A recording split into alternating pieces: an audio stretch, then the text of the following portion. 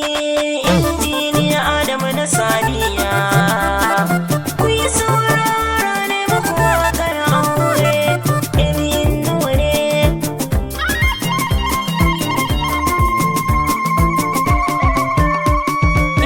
An yi auren alkawari, Saniya ta zama amarya. Injiniya Adamu angonta, min yi murna ta biki. An yi auren alkawari, Sadiya ta zama amarya. Injiniya Adamu angonta, min yi murna ta biki. An yi auren